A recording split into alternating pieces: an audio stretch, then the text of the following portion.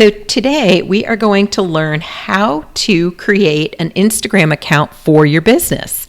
And the first thing you're going to need to do is go to your app store, whether it be on Apple or on your Google phone or Samsung, whatever it is, go to the appropriate store you use and download the Instagram app. It is completely free. Once you have the app downloaded, you open it up and you should see a screen that says create username. This is the very first screen when you're creating a new Instagram account. So again, you're going to want to make sure that you use the same name across all social media platforms. So today I am going to be Jill's Flower Shop. And I got a little green check mark. That means that name is available and no one else has it. So that's awesome. So I'm going to hit next if you want to sign up with a phone number or an email. And I like to sign up with my email always because I don't like to have my phone number all over the place. I like it to be able to text me and as a way to protect my account and stuff when I need two-factor authentication. But as the initial way to sign in, I typically don't use it. Now, you're going to want to use that specific email you created for your business, and it's easiest if you use the same one for all your social media for your company. So I'm going to type in my email, and then I'm going to hit next. And it's going to tell you that it sent you a confirmation code. So what you have to do now is you actually have to go to your email and open it up and find that code. Now these codes change all the time. They're just one-time use and they do expire. So now they're going to ask you to create a password. So I'm going to create my password and hit next. It's going to ask you to add your birthday. And so we're going to put that in. And you just spin these little dials like you can see me doing. That's not really my birthday. I don't use my real birthday on here. And then it says welcome to Instagram. So now click the button that says complete sign up. And the first thing you can do is connect to Facebook. This is actually a good idea to connect your Facebook and your Instagram accounts because it makes sharing from Instagram to Facebook really easy. And it also helps when you're running ads. They can run them on both platforms. So let's hit connect to Facebook, continue. And it's going to ask you to sign in to Facebook. So you've got to let it sign in. And it wants to find my contacts. Well, I don't want to download my contacts, so I'm going to skip this part. It's going to now ask me to add a photo. Done. So now remember, your profile picture should not be flowers like that. It should be something that says the name of your company or your specific logo that you use. And it says also share this as a post. I think that's a great idea when you're first starting. So then you're going to hit next and save login info. I like to save it so it's easier. So now it wants to discover people and find people. I'm going to say next. I'm not doing this right now. And I'm going to say not now to this. Okay, so what I've done, as you can see, is set up Jill's Flower Shop. So this is right here, my first post. So I'm going to click down here. You see my little logo in the bottom right, and there's my profile. Now, what we've done is we've set up an individual profile. So the first thing we're going to do is go and turn this into a business profile. So we're going to click the three little lines and go to settings. We are going to go down to where it says account and click the arrow. Now we're going to click switch to professional account. Again, it's creator and business, just like we talked about on Facebook, but we are a business, and we're going to hit continue. So what category am I? Well, let's see. I'm a retail store because I have a flower store, hypothetically anyway. So I'm going to select the appropriate category from the list they gave me.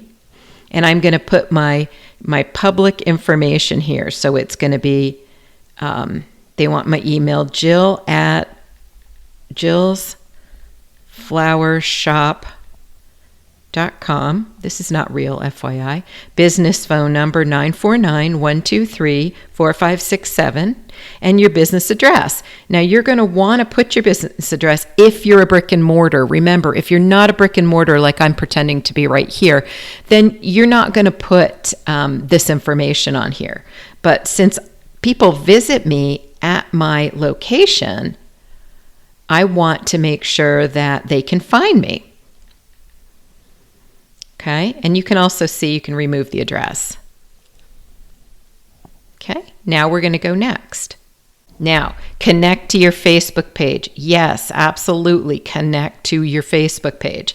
You're going to click the button for your Facebook page and say next. Okay, now you're going to complete your profile. So let's hit this top one first. There's my picture. The name of my shop. This is the name of my shop, written out. So you want to write it like you would normally. Okay, that's done. Next, we already have the username. We're happy with it. If we weren't, we could try to change it here and see if it's available to use. If you can change it on here. So the website's going to be, and this is not real, so I may not take it. Let's see, jillsflowershop.com. Okay, so now I'm going to complete my bio. We sell fresh flowers in RSM. Okay, that's awfully short. It will accept more characters. So the other thing I'm going to do here, you're going to hit done. Okay, it likes my profile. Now I can X out of here, and there we go. All right, so we've got the name of the store, the username up here, the category of the business. This is our bio. It can be a couple sentences, so make it longer. This is awfully short. So we sell fresh flowers, and if I want to say RSM, that's the town, I click on the hashtag, and everybody who hashtagged RSM, their posts show up in here. Very cool. It's, again, a way to categorize things. And you want to categorize the main words in your bio on Instagram. So now here we have the website, and here we have the street address. Now let's I'm going to switch to show you something else here. I am going to show you my personal brand. Okay, because this is more what it's going to look like. So you're an online business like I am. So here you go. I've got my name and username. I'm a business consultant. I don't know if that's the best category, but it works. And then it says owner of Fox Social Media. So as you can see here, I've linked to my agency's page, as this is my personal brand. And then it says host of the Small Business Social Show on YouTube and podcast. And then see how I've hashtagged small business marketing training. And here I've put the pin. Now, when you don't want to give out your address, put that little pin. That's just one of the little emojis. And I put OC, California, Orange County, California. And then there's my website. Now, that's not a link, as you can tell. And the reason is I've got a bit.ly, a shortened link here. Let's see what it goes to. This bit.ly link I change all of the time. And welcome to Small Business Social. So there you go. So anyway, that goes to the particular post that I've shared most recently. So because I'm constantly changing that, and sometimes it's my YouTube channel, sometimes it's a podcast, it goes to other places than my website. I make sure that my website is listed up here as well. So now we're going back to Jill's Flower Shop. This is kind of what it'll look like. If you want to edit this profile and change it, you just click here. Change your profile picture, click here.